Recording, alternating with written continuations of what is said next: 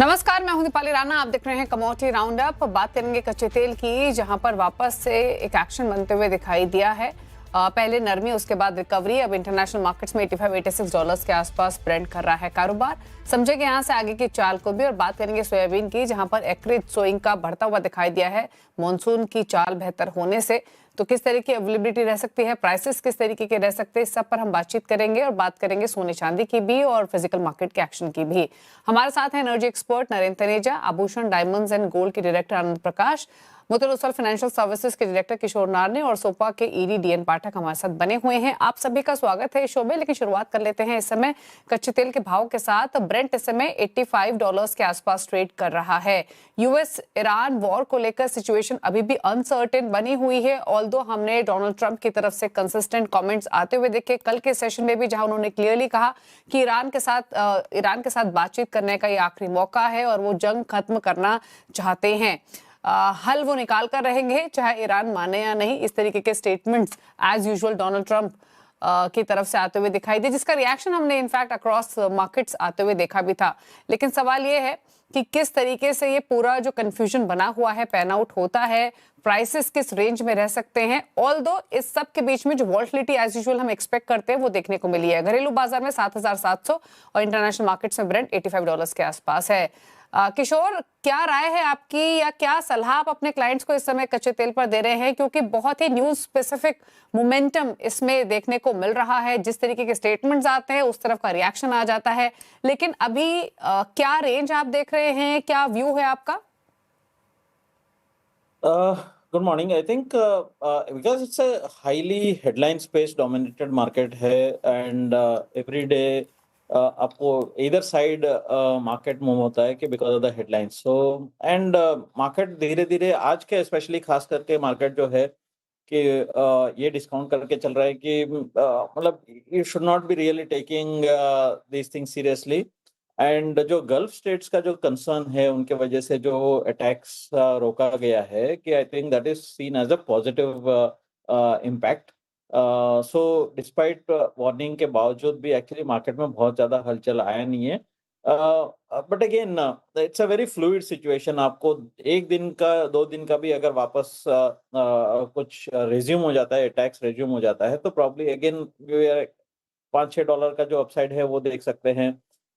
जैसा अगर कुछ एनी पीस ट्रीटी और एनी टॉक्स इवन अनाउंस हो जाता है वापस अराउंड $81-82 के आसपास आ जाएगा। So basically broader range is अगर इफ वॉर का प्रीमियम, वॉर टेंशन अगर हटा देंगे तो WTI सॉरी जो ब्रेंट है आपको 78 से $75 के बीच में होना चाहिए। In an uncertain situation around 82 to 85। And अगर इन टेंथ सिचुएशन मतलब अगर अटैक्स रिज्यूम हो जाता है प्रॉब्ली 87 to $90 के आसपास होना चाहिए। But upside is much more sustainable, down side में बहुत ज्यादा सस्टेनेबल नहीं है बिकॉज फंडामेंटली अगर आप वॉर को हटा देंगे तो 75 का नीचे ब्रेंट क्रूड सस्टेनेबल नहीं है। सो डाउन साइड रिस्क कम है बट स्लाइटली अपसाइड का जो मोमेंटम ज्यादा रहेगा। But anyway because it's headline space driven, आप एग्जैक्टली प्रेडिक्ट नहीं कर पाएंगे। Volatility is between 75 to 85, 88। Okay okay. हमारे साथ एनर्जी एक्सपर्ट नरेंद्र तनेजा भी बने हुए हैं। तनेजा जी नमस्कार, स्वागत है आपका। और इनफैक्ट रिएक्शन आपने भी देखा होगा, डोनाल्ड ट्रंप की तरफ से स्टेटमेंट आया, नेगोशिएशन करना चाहते हैं, वॉर खत्म करना चाहते हैं, प्राइसेस नीचे आ गए। ईरान ने कहा वो कोई नेगोशिएशन यूएस के साथ नहीं कर रहे हैं, प्राइसेस वापस बढ़े। स्ट्रेट ऑफ हॉर्मुज से सप्लाई बनी रहेगी, एक ये नई डेवलपमेंट हुई है। लेकिन इन डेवलपमेंट्स के बीच में ऊपर नीचे के गोते जैसा अनुमान लगाया जा रहा था वैसे कच्चा तेल खा रहा है। अभी जो भी डेवलपमेंट्स हो रही हैं, जो भी एग्जिस्टिंग फंडामेंटल्स हैं, उसे आप कैसे देखते हैं, समझते हैं? क्या रेंज आप देख रहे हैं? नहीं, देखिए सबसे बड़ी जो परेशानी वो ये है कि ईरान के अंदर इस मुद्दे पे सहमति नहीं है। ईरान के अंदर जो लोग सत्ता में हैं, इस्लामिक रिवॉल्यूशनरी गार्ड्स, उसमें से बहुत बड़ा वर्ग ये नहीं चाहता कि अमेरिका से किसी भी तरीके की बातचीत हो। वो किसी भी तरह की नेगोशिएशंस के खिलाफ है। लेकिन एक वर्ग है, छोटा है लेकिन ताकतवर है, जिसमें उनके विदेश मंत्री खासकर शामिल है। उनका कहना है कि बातचीत करनी चाहिए और उससे कोई रास्ता ढूंढना चाहिए। तो नतीजा ये है कि जो ईरान की जो सारी जो कदम होते हैं वो एक स्टेप जो है आगे बढ़ते हैं, लेकिन दोस्त है वो पीछे हो जाते हैं। अमेरिका की स्थिति यह है कि अमेरिकन राष्ट्रपति वहाँ उस सिचुएशन से बड़ी जल्दी से जल्दी निकलना चाहते हैं। वो वॉर से निकलना चाहते हैं, वो डेस्परेट हो गए हैं। अब उनके जो वक्तव्य देखिए, अब उनके वक्तव्यों की कोई कीमत ही नहीं है। वो तमाम तरह के सोशल मीडिया पोस्ट अपना करते रहते हैं, हम युद्ध कर देंगे, हम खत्म कर देंगे, हम ईरान को बिल्कुल ध्वस्त कर देंगे, लेकिन अब उस सबका कोई तेल की कीमत पर बहुत ज्यादा असर नहीं पड़ता, क्योंकि सबको पता है कि उनके पास वो ऑप्शन बहुत ज्यादा है नहीं। अगर वो बहुत भारी तरीके से जो ईरान के ऊपर हमला करते हैं, तो ईरान जो अमेरिकी वहाँ तमाम सैन्य ठिकाने हैं, ऑयल इंस्टॉलेशन है, उनके ऊपर भारी हमले करेगा, उनको पता है। और उससे अमेरिका की स्थिति और भी ज्यादा खराब हो जाएगी। तो अमेरिका के पास कोई विकल्प नहीं है, बजाय इसके कि इंतजार करे जब ईरान की तरफ से एक पॉजिटिव आंसर आए और जो नेगोशिएशंस की बातचीत हो सके। यही चीज स्टेट ऑफ हॉर्मुज में रिफ्लेक्ट कर रही है। और ईरान के जो प्रॉक्सीज हैं, उन्होंने जो रेड सी, जो लाल सागर का रास्ता है, उसको भी काफी हद तक जो है जब चाहे वो बंद कर देते हैं। ऐसी स्थिति के अंदर तेल के बाजार को समझ में आ रहा है कि बयानबाजी होती रहेगी, लेकिन जब तक ईरान तैयार नहीं होता है, और ईरान खासतौर से जानता है कि फ्रस्ट्रेट करो उनको, जो ट्रम्प साहब है उनको जो है सस्ता तेल भी चाहिए। अमेरिका में छुट्टियों का मौसम शुरू हो गया है, तेल महंगा है, लोगों को परेशानी हो रही है, उसका इन्फ्लेशन पे असर आ रहा है, लोगों को परेशानी हो रही है। चुनाव नवंबर में आने वाले, अगर यही हालात रहते हैं तो ट्रम्प साहब की पार्टी जो है वो चुनाव हार जाएगी और वो लेन तक प्रेसिडेंट हो जाएंगे। प्रेसिडेंट जरूर रहेंगे, लेकिन उनके पास कोई ताकत नहीं होगी। तो ईरान इस स्थिति का फायदा उठाना चाहता है। वो नेगोशिएशंस को नवंबर के बाद करेगा, उस तब तक करना नहीं चाहता, जिससे कि जो राष्ट्रपति ट्रम्प है उनकी पार्टी हार जाए और जो छुट्टियों के अंदर अमरीकी जो उपभोक्ता है तेल का, उसको ज्यादा से ज्यादा पीड़ा हो, ज्यादा से ज्यादा तकलीफ हो, जिससे वो एंटी ट्रम्प हो जाए।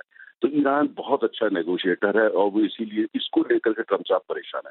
बाजार भी परेशान इसलिए है कि वो पैनिक बटन नहीं दबाना चाहता जब तक कि ट्रम्प साहब वास्तव में हमला बहुत भारी नहीं करते, जिसकी संभावना बहुत कम है। 1 से 10 के स्केल पे 5 से ज्यादा नहीं है, क्योंकि वो ऐसा ऑप्शन उनके पास है नहीं। ईरान का जो जवाब होगा वो बहुत जबरदस्त हो जाएगा, सऊदी अरब से लेकर के और इजराइल सब पे वो हमले करेगा, जो अमेरिका अफोर्ड नहीं कर सकता। तो मुझे ऐसा लगता है कि यही स्थिति रहने वाली है।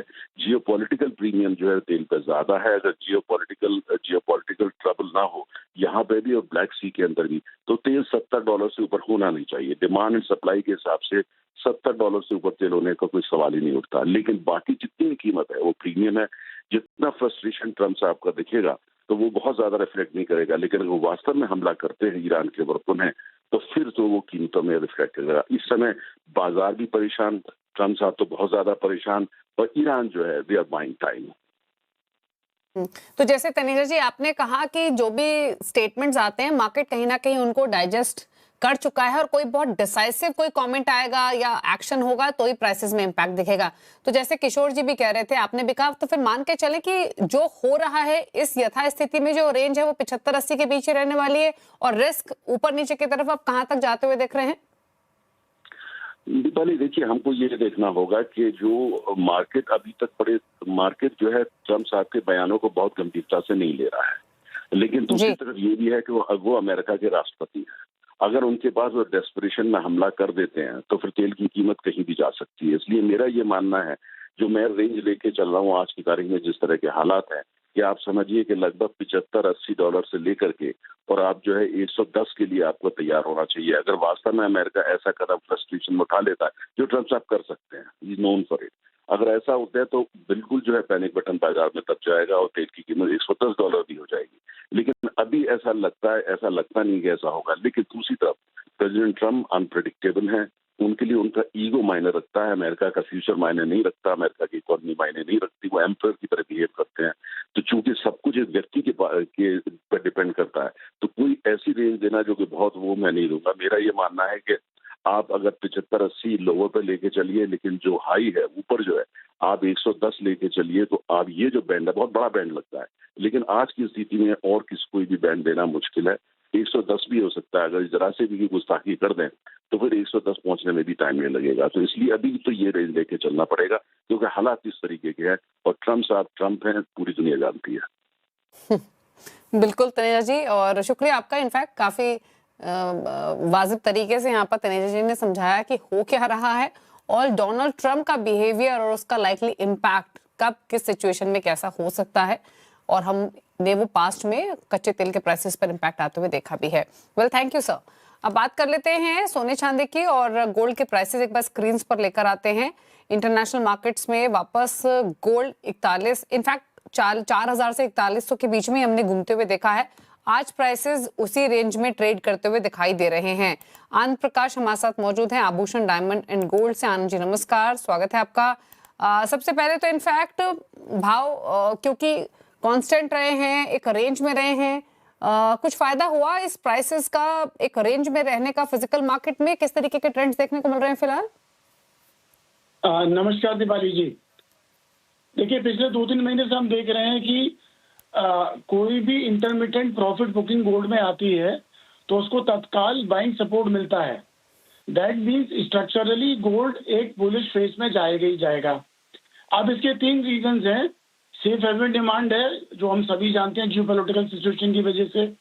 Central bank specially East Europe की, पोलैंड हुआ, कजाकिस्तान हुआ, even China, they are continuously buying gold. और जो वॉलेटिलिटी हो रही है वो यूएस रेट ऑफ इंटरेस्ट की वजह से होती है कि भाई इन्फ्लेशन बढ़ेगा, डेटा आएगा तो रेट ऑफ इंटरेस्ट बढ़ेगा तो गोल्ड गिर सकता है। तो जो वॉलेटिलिटी शॉर्ट टर्म है, लेकिन ओवरऑल स्ट्रक्चरली गोल्ड मजबूत है और प्राइस में स्टेबिलिटी है। अब स्टेबिलिटी का फायदा लोकल मार्केट्स में और रिटेल इन्वेस्टर्स में ये मिल रहा है कि लोग अब इस प्राइस को एक कांस्टेंट मान चुके हैं और प्राइस गिरने का फर्दर इंतजार नहीं कर रहे हैं। और जो जो उनकी डिमांड है, भली वेडिंग की डिमांड है या इन्वेस्टमेंट की डिमांड है, they are continuously buying. The one change is people are now buying maturely. Mature buying हो रही है, कोई एक विंडफॉल प्रॉफिट्स के सोचते हुए बाइंग नहीं हो रही है। And it's a real buying which is happening.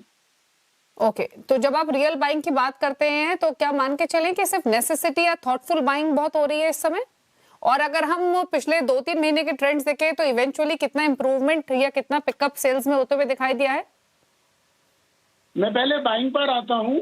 तो बाइंग 2 तरीके की हो रही है। एक तो वेडिंग रिलेटेड बाइंग है, वेडिंग या ओकेजन रिलेटेड बाइंग है, जो कि गोल्ड ज्वेलरी की। और उसके साथ साथ अभी जो ट्रेंड आया, because Indian consumers aspiration consumers हैं, तो डायमंड स्टडड ज्वेलरी की तरफ काफी झुकाव है।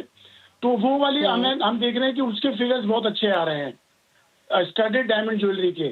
और एस्पिरेशन ज्वेलरी और जो डिजाइन लेड ज्वेलरी है, जहां हम एस्पिरेशन पूरा कर पा रहे हैं या आदमी के लाइफस्टाइल को पूरा कर पा रहे हैं, तो उस ज्वेलरी के डिजाइन में काफी अच्छा सर्च देखने को मिल रहा है। अब दूसरी बात ये आती है कि 2-3 महीने में मार्केट्स कैसी रही। अगर मैं जून और जुलाई की बात करता हूँ तो रिटेल में markets have done very well.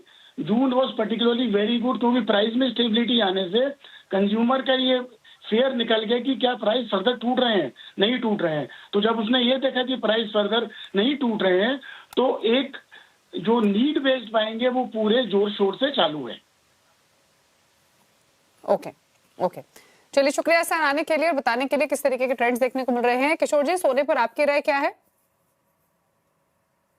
सोने में है ना, आई थिंक शॉर्ट टर्म एक कंसोलिडेशन आप मान के चल सकते हैं। अगर आप लॉन्ग टर्म इन्वेस्टर है तो ये मान के चलिए बहुत ज्यादा डाउनसाइड नहीं है। तो आप एक्यूमुलेट करना, ये एक्यूमुलेटिंग जोन है। आप अगर मतलब 12 महीने से और 18 महीने का आप समय रखते हैं तो ये बहुत ही बेहतर एक्यूमुलेशन जोन है। बट अगर आप शॉर्ट टर्म इन्वेस्टर है, प्रॉब्ली 1,42,000 से लेके 1,44,000 के एक रेंज है, 2,000 रुपए का रेंज है। और इसी के अंदर आपको काफी हद तक ये ट्रेड होता हुआ नजर आएगा, बिकॉज एक रेट हाई का एक्सपेक्टेशंस ऑन द टेबल है। स्ट्रेट ऑफ हॉर्मुज और जो जियोपॉलिटिकल टेंशन अभी भी सुलझा नहीं है, तो तब तक ये एक रेंज बाउंड मार्केट हो सकता है। टेक्निकली 1,44,300 एक रेजिस्टेंस है एंड डाउन साइड में 1,42,000 का जो है एक सपोर्ट है। सो आई थिंक अभी सपोर्ट के नजदीक में है और यहाँ पे आप शॉर्ट टर्म के लिए खरीदारी करके चल सकते हैं 144 के लिए। एंड अगर medium to long term investors है तो अगले 2 महीना 3 महीने के लिए आपको एक एक्यूमुलेशन जोन मान के चलिए और इसको continue to keep on buying. Okay, और चांदी पर क्या सलाह रहेगी आपकी किशोर? यहाँ पर आप बाय दिवाली या ईयर एंड लेवल्स कहाँ देख रहे हैं और एग्जिस्टिंग लेवल्स पर क्या स्ट्रैटेजी रेकमेंड कर रहे हैं? सिचुएशन इतना फ्लूइड है कि दिवाली और ईयर एंड मायना नहीं रखता है कि आपको अगर ईरान सिचुएशन अगर सॉल्व हो जाता है, सो प्रोबेबली आपको जनवरी और फर्स्ट क्वार्टर ऑफ 2027 में रेट हाइक का जो अपना जो मार्केट का रवैया है वो चेंज होके रेट कट्स का सिलसिला शुरू हो सकता है। तो अगर आपका यूएस का रियल इंटरेस्ट रेट्स पीक हो जाएगा probably towards around last quarter of 26 and first quarter 27 से प्रॉब्ली रियल रेट श्रिंक होना शुरू हो जाएगा। वहां से लेके मुझे लगता है कि 12 से 18 महीने का सस्टेनेबल तेजी आपको गोल्ड में रहेगा एंड हम समवेयर अराउंड $5,800 $6,000 तक भी अपसाइड है। प्रॉब्ली अब आप वापस 2 लाख के ऊपर आप जाने का आशंका है। बट जब तक वॉर और इन्फ्लेशन और रेट हाइक का जो टॉपिक आपका ऑन द टेबल है, तब तक इसमें एक रेंज बाउंड मार्केट ही एक्सपेक्ट कर सकते हैं। ओके, चलिए, तो ये चर्चा हुई सोने चांदी की, कच्चे तेल की। रुकने से साथ एक ब्रेक के लिए लौटेंगे तो बेस मेटल्स पर भी करेंगे चर्चा, साथ ही बात करेंगे एग्री बाजार के, सोयाबीन पर भी करेंगे डिस्कशन। हमारे साथ किशोर नाने तो बने हुए हैं ही, सोपा की डीडीएन पाठक भी मौजूद रहेंगे। जल्द वापस आते हैं।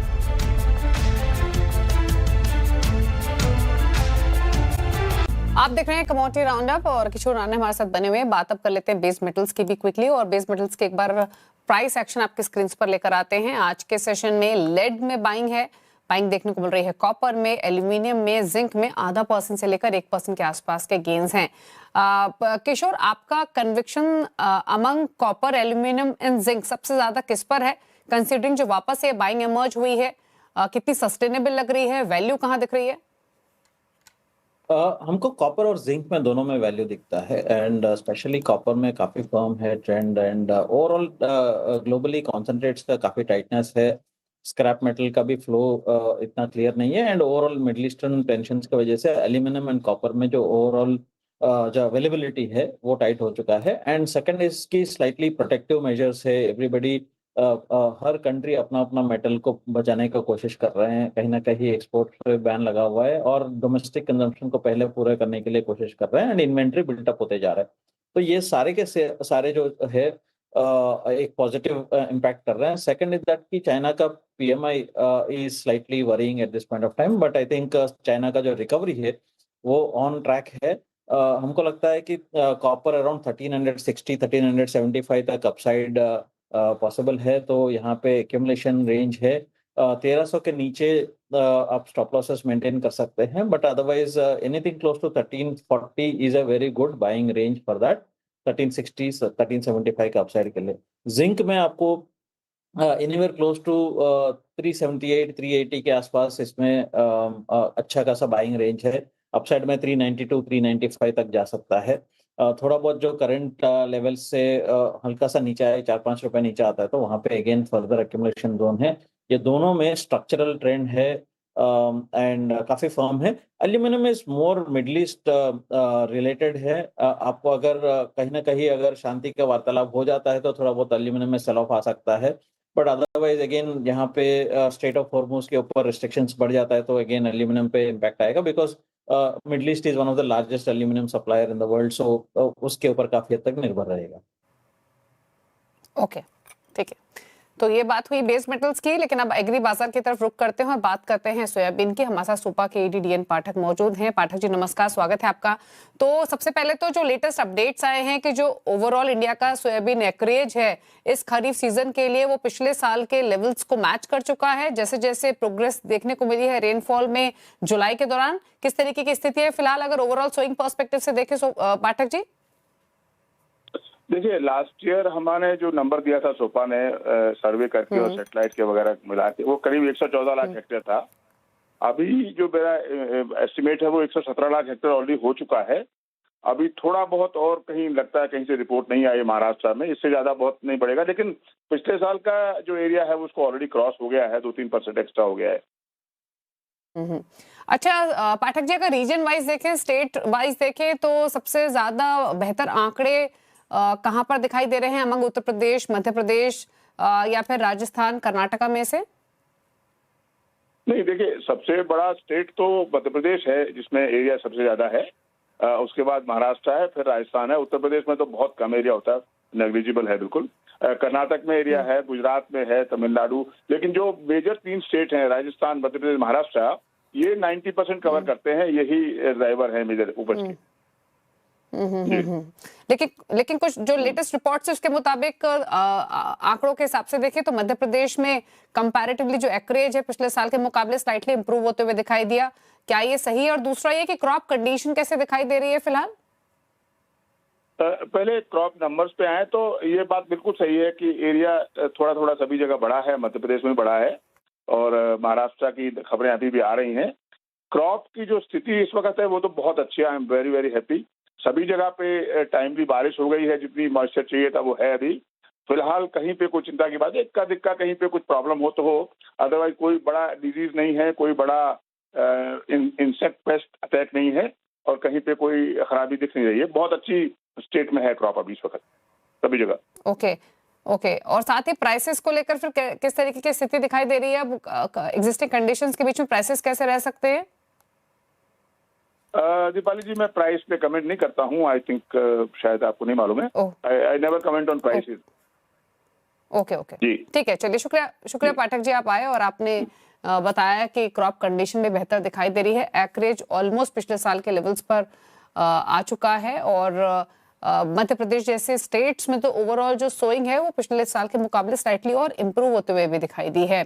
किशोर नाने बने हुए। अच्छा किशोर, इन जनरल ओवरऑल एक चिंता थी कि खराब मॉनसून रहेगा, काफी सारी फसलों पर इम्पैक्ट आने की बातचीत हो रही थी, इसमें सोयाबीन भी था, राइस की बात भी हम कर रहे थे, पल्सेस की चिंता थी, एडिबल ऑयल्स की चिंता थी, लेकिन सो फार भले ही स्कैटर्ड रहा है काफी मॉनसून, लेकिन काफी स्ट्रेस कम होते हुए दिखाई दिया है। आप कैसे देख रहे हैं ओवरऑल सो फार जैसे रेनफॉल रही है, जिस तरीके के आंकड़े आते हुए दिखाई दिए हैं?